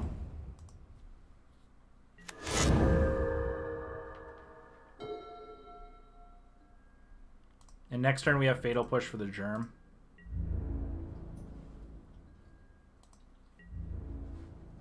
I think I just let him hit for 4. I think we want both our creatures if possible. Hopefully it's just not like Inferno Titan or something. I bet it is. I bet this is Inferno Titan. They're going to kill our Huntmaster. No, it's Green Sun for 5. What can they get for 5? A Thragtusk? Okay, I'm not afraid of that, I don't think.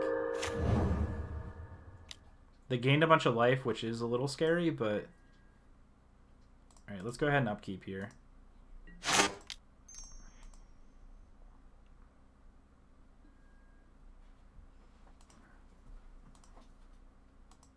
Let's put Whisperwood on top.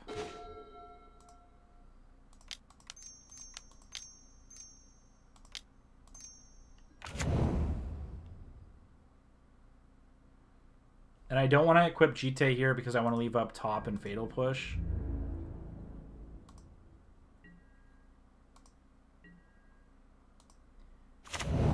A little bit of an awkward spot, but again, I think we can still get back into this. As long as they can't call up Inferno Titan, I think we're okay. for at least the moment.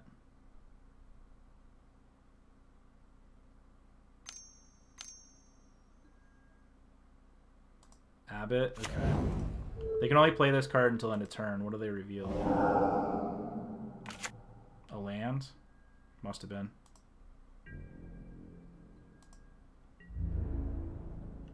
Now what's a little scary here is if they... I'm going to attempt to cast the Fatal Push now.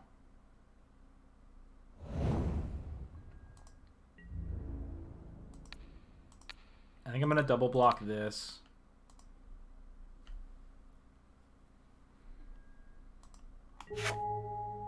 So I can transform on the beginning of their turn and kill Abbott.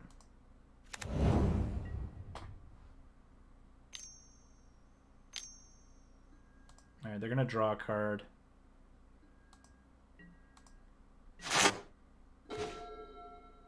Oh, I forgot to look at the top of my library. That was my bad.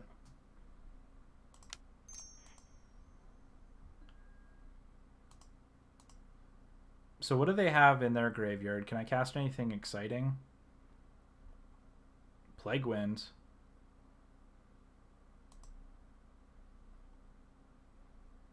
So 1, 2, and then 6. I have exactly enough.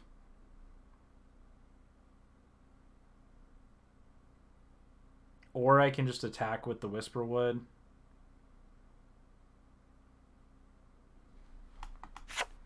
Deal 2 damage to target opponent and up to 1 creature that player controls.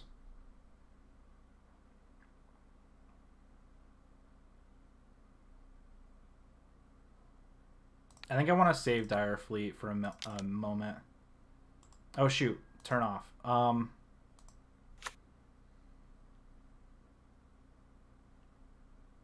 Okay, I also want to look at the top of my library again because I want to make sure this doesn't get eaten to Whisperwood.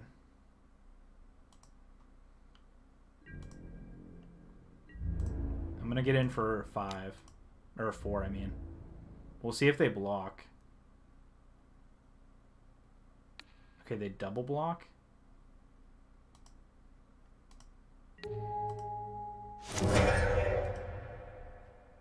All right, now we just gotta make sure they don't.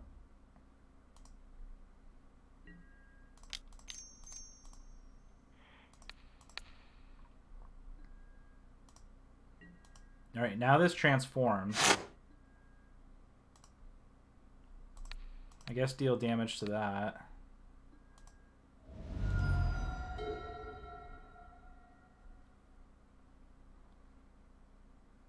And if this turn they just use it to bring back Batterskull and play Batterskull again, like I think we're still in pretty good shape.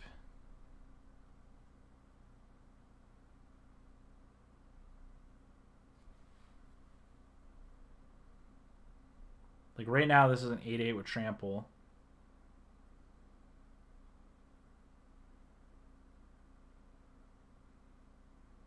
And we have Winds of Abandon. Alright, so they're going to bring this back, getting back what? Oh, this is just if it dies, right? Okay. Or is this when it leaves the battlefield? It just leaves the battlefield. Okay. We'll put Dire Fleet on top. I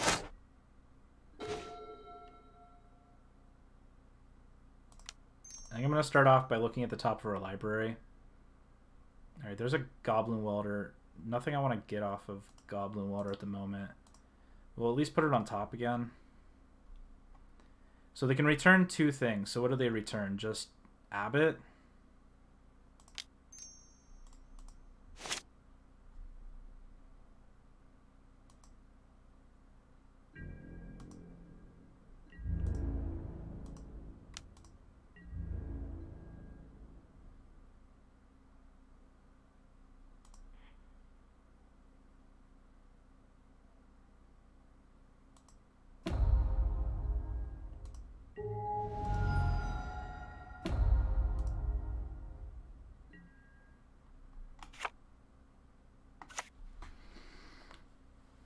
What is our opponent's plan?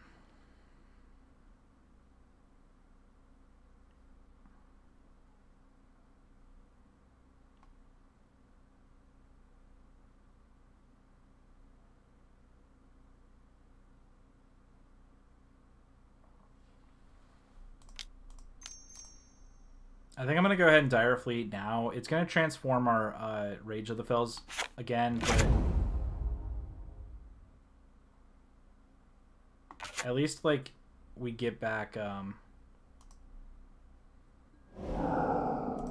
we're going to go ahead and cast it. We'll just pay the normal cost for it since they just have one creature. Alright, they're going to get the return Abbot here in a land. No, it's just creatures. Yeah, so they get the return Abbot. Oh, an Eternal Witness. Okay. And they'll get back, what, Bloodbraid Elf? Tireless Tracker, maybe? Bloodbraid Elf. Okay.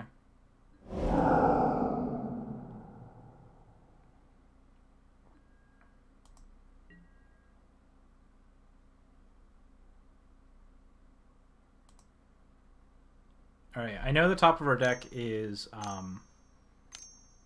Goblin Engineer. So I'm not...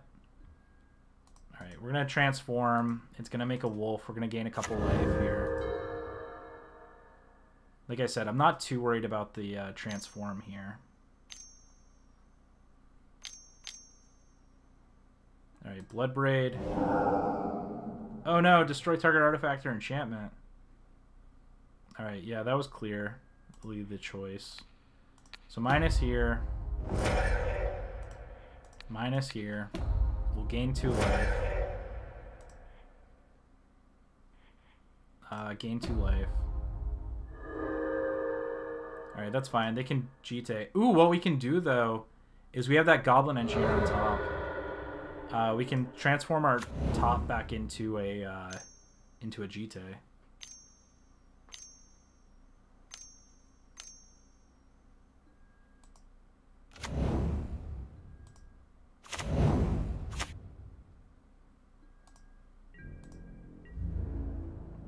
All right, we're in an interesting spot here.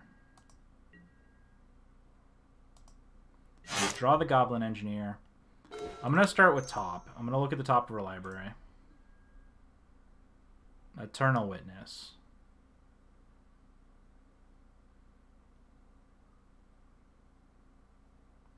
That's not bad. I can Eternal Witness the GT. Yeah, let's put that on top. I'm fine with drawing that here. Get back the GT.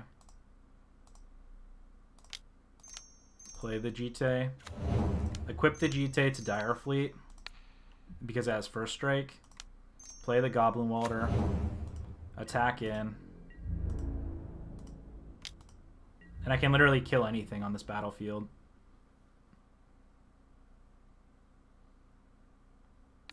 Okay, I'm gonna kill the Germ token before they have a chance to gain the life.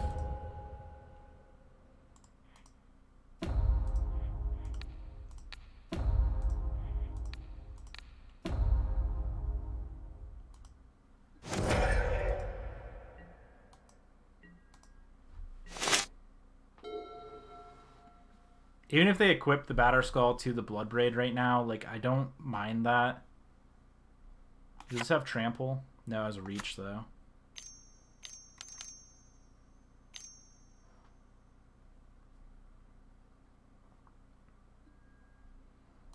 Okay.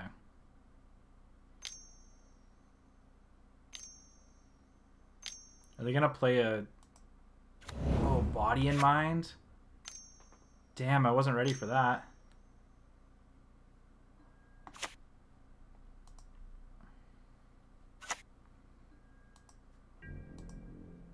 It has Vigilance? Oh, Vigilance and Lifelink from the Batterskull. Yeah, this is pretty good. I don't think we can beat that now. We have to block, otherwise we just die. That was a nice one from our opponent. We just have a GT on top here.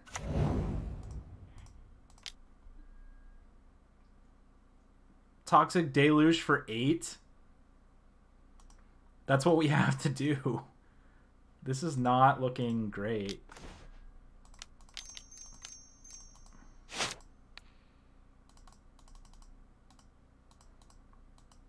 And we have to find something off the top.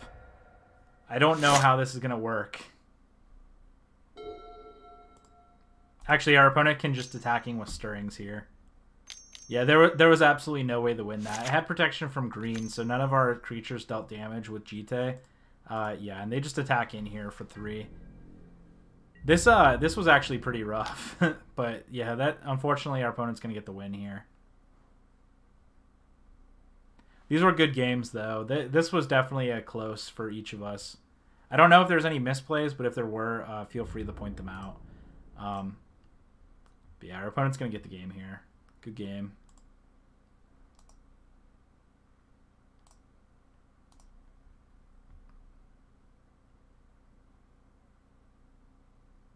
Have to turn off the sound effects. Yeah, our opponent doesn't even like the sound effects either. Alright, and that's going to be game. Alright, let's go ahead and jump into match number 3. Hopefully we can get this one. We are currently 1-1 in a league. We're basically playing a Jund deck.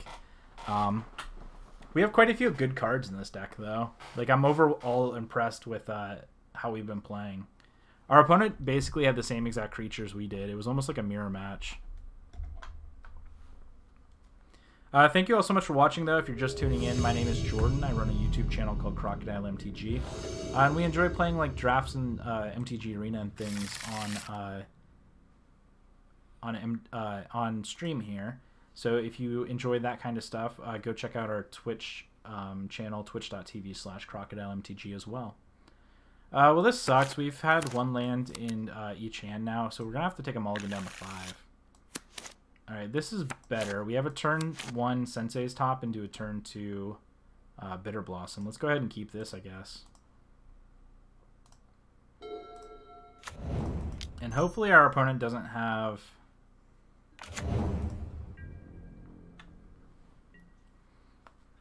Hopefully they don't have something to destroy our land here. Like a turn 1 Wasteland would have kind of sucked there.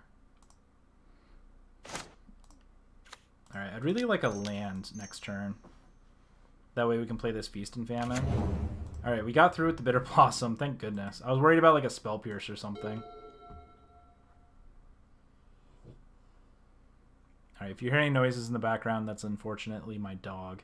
Not unfortunately, I love my dog. He's just snoring. Like, he passes out when I'm streaming and he's snoring. Alright, there's a Mox Jet. Our opponent ramping up here. Narset. Narset's pretty good.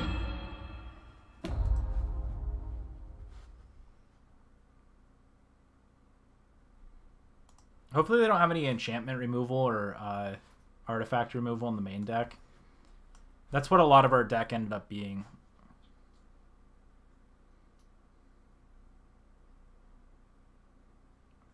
Alright, they grabbed Memory Jar.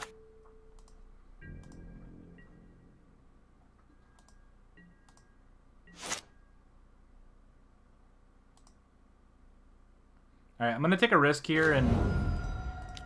Alright, unfortunately we did not find the land. I'm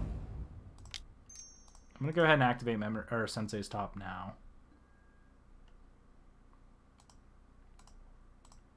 Put the land on top. I'm not going to draw with Sensei's Top because it doesn't work. All it does is put Sensei's Top on top.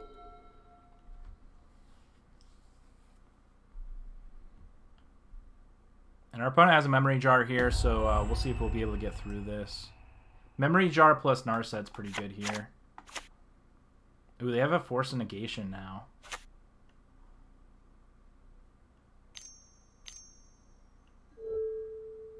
Alright, there's a Brawl. What's the likeliness they have a blue card in hand? Probably pretty high.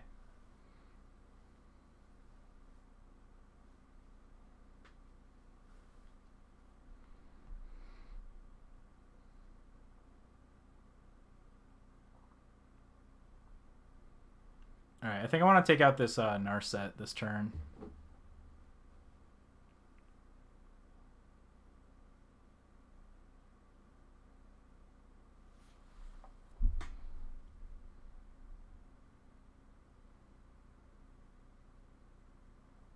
I'm curious what they have in hand, though, that they're debating playing now or not.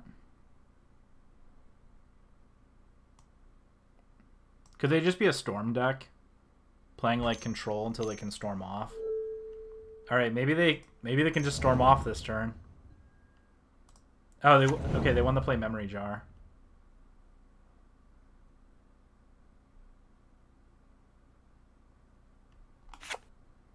Each player exiles all cards from their hand face down, then draws 7 cards at the beginning of each end step. At the beginning of the next end step. Each player, okay. I gotcha.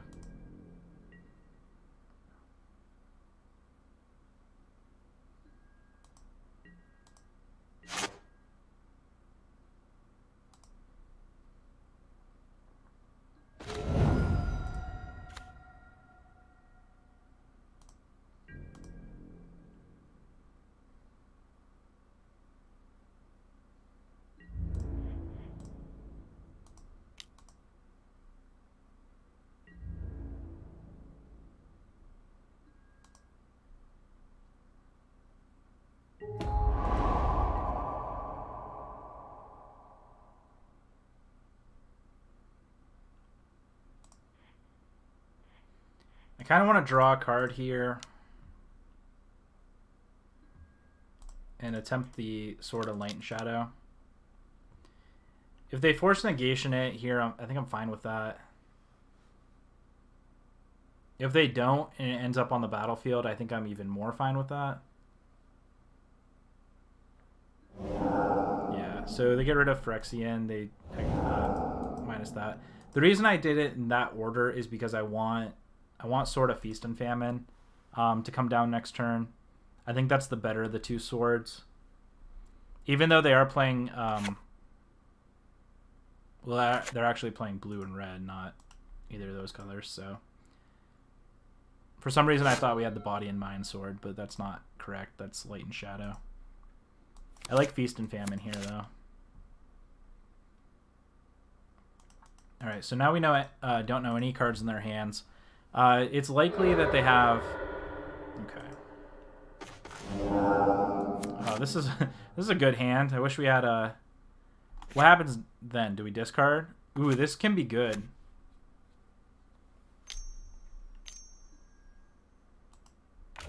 Alright, unless they're a Storm deck and they just Storm off this turn. If they don't have a counterspell, though, and we can get something down here, returning it with Goblin Water will be good. Like, we have this Jite in hand. I would have attacked for 1 there, but that's just me.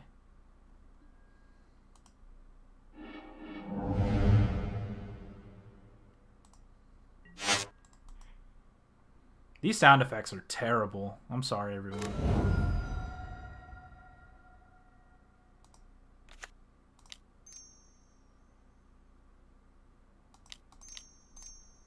Let's play Eternal Witness. Let's see if they have the counter spell.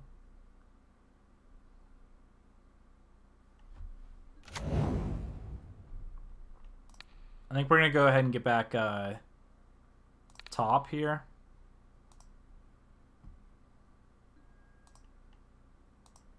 We're going to go ahead and top. I'm going to go ahead and attack in for 2 and leave the option up to Goblin Water if I want.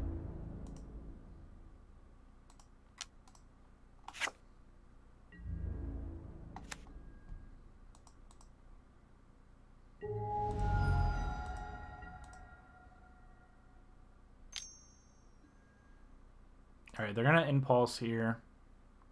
They could just Storm off next turn. Like, I do have to be wary. They're clearly a Storm deck here.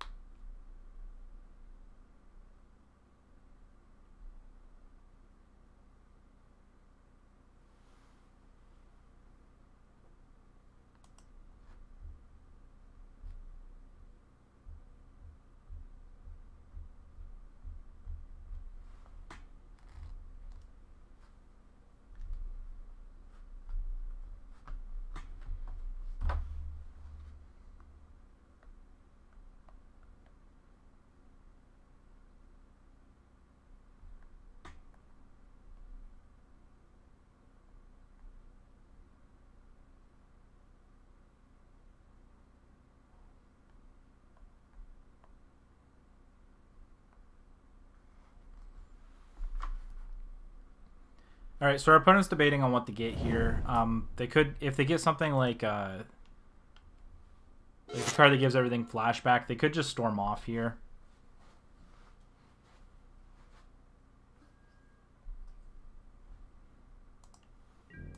All right, we'll see what the play is.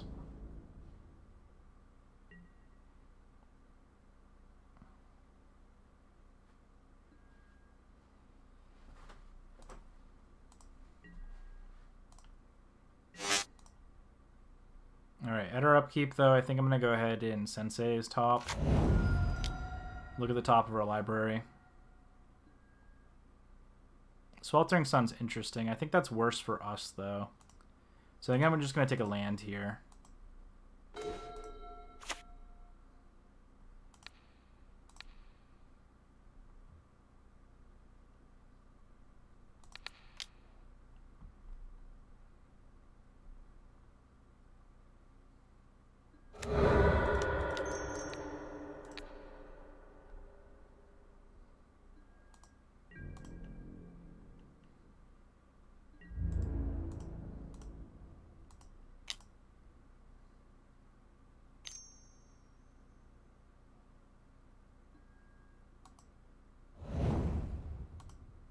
Alright, so Jite did not connect, which is important.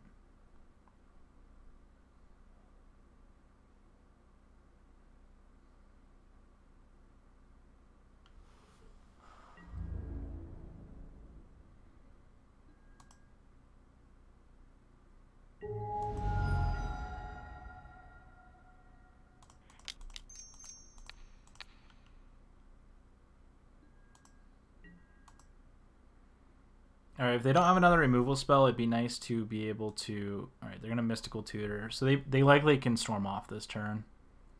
There's no way they don't get something that they can just win the game with. Brain Freeze. Okay, that might be the card they were looking for. Alright, I'm just going to yield through this. There's no way that... There's no way I can do anything that'd be helpful here. Like, if they have enough to storm, go for it. Alright, they have Yawgmoth's Will. Brain Freeze in response. Put the top 6. Yeah, and they can just go off here, because they can Pyretic Ritual, Manamorphose it, make any amount of mana they want, and then Brain Freeze. I'll let them go through because I think it's cool to watch these decks. But yeah, I think Yawgmoth's Will was really good there. And I'm interested that they have Moxjet. I wonder if Yawgmoth's Will is their only way to do all that. Yeah, now they Manamorphose. Make like blue. Yeah, they have 5. 5 times 3 is 15. +1. Yeah, they have enough now. They can Mystical Tutor and Impulse if they want, but they can just deal 4 damage to you and 2 damage to any target. Sure. What do they do? They use Repeal. Now they can just Brain Freeze, and that's game.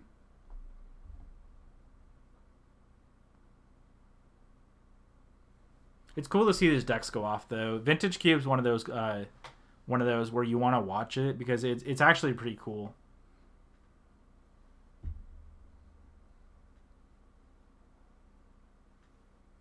Yep, and we get Brain Freezed out of the game because now they just mill us and there's nothing we can do about that. We just lose.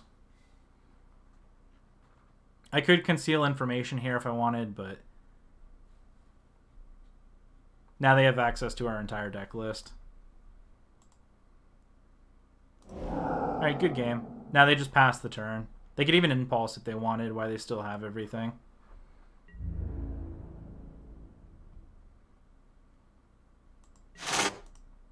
We make a Fairy.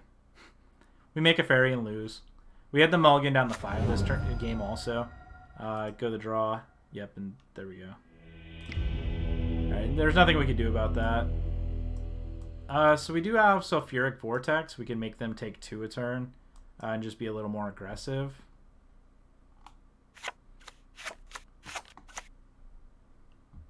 Sweltering Suns is probably fine, but I don't feel like we need...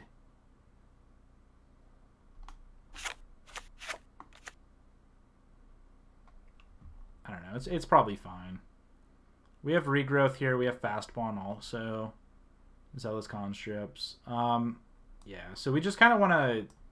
We want to take out their Storm cards when we can. We just want to be pretty aggressive and get through as much as possible. I think Toxic Deluge and Sweltering Suns is actually probably fine, because anything they play is it's going to be more countery, and we want to be able to deal with their stuff. This is an awful hand again. I'm getting a little annoyed with this. Like, what is going on? Mulligan down the 5 both games. I guess put Fatal Push on the bottom and Goblin Walder, and hope this Sylvan Library is good enough. But if they just play Nissa, like, we're gonna lose our library. They straight up kept 7. Mulligan down the 5, like, is definitely a little annoying here. Let's go ahead and attempt the library.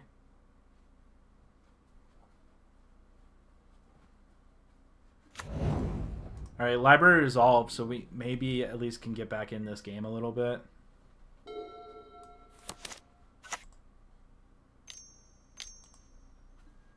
Search for Escanta. Alright, so we both have our upkeep, accrual of spells. Always yield. Alright, yes.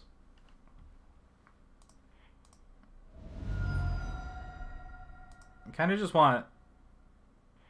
I'll put this on top. I don't think we need it at the moment. Go ahead and play Jite here. Hopefully we can find a creature next turn, or at least a black source. That way we can play out our...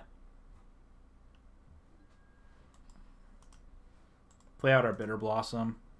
Bitter Blossom's pretty good if we can figure it out or find it.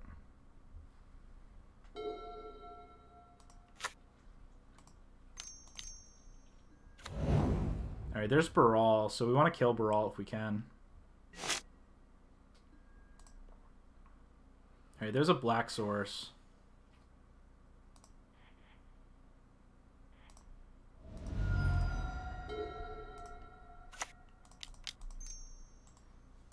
And hopefully we just don't lose to something silly this turn. I'd like to, next turn, be able to play Nissa and start attacking for 3. And hopefully they don't have any follow-ups. They can storm off pretty early, but if their storm cards Brain Freeze instead of Grape Shot, I think we're going to be in okay shape. Oh, and they actually take out Bitter Blossom, so I think that's okay. They're down to 3 cards in hand, but they do have the Search for Escanta. They did have to draw here, and they are discarding. Oh, you may draw a card. So they chose the draw, and now they're deciding what to discard.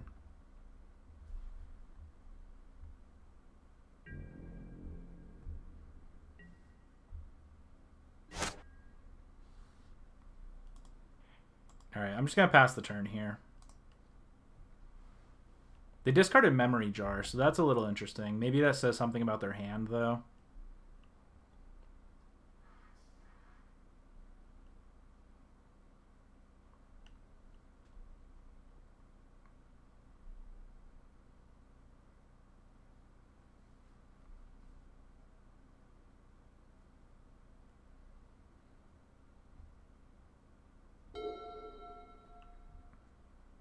Alright, they left the card on top. I hope they can't just go off right now. Alright, Manamorphose. White. Blue.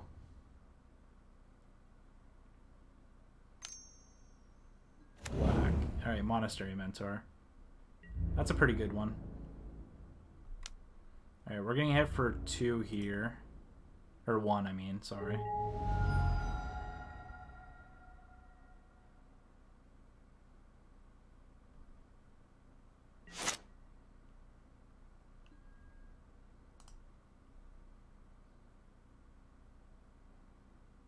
Dire Fleet's interesting.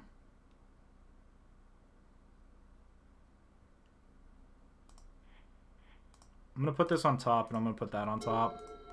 Oh, we had to play the forest.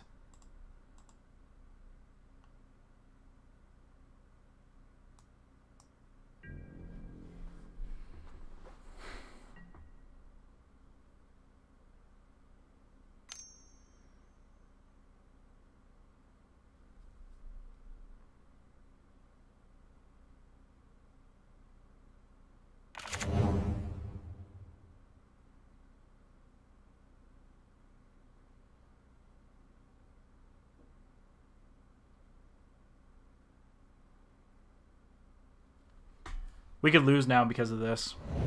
That was a big mistake.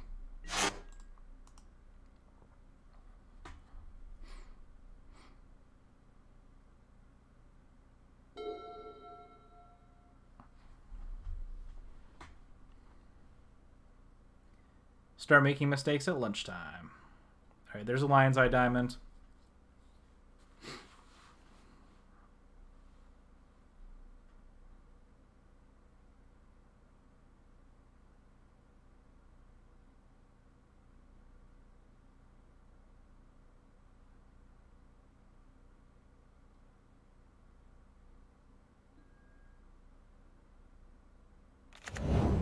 That was a really bad play. I can't believe I did that.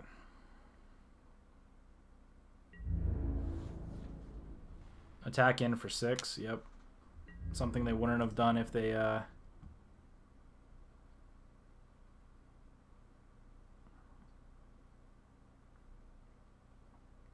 if I played the Nissa last turn.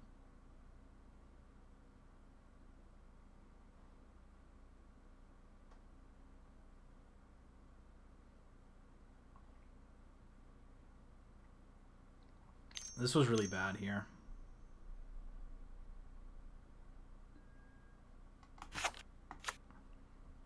Is this just game because I didn't play the Nissa? Yep, this is just game because I didn't play the Nissa. God dang it!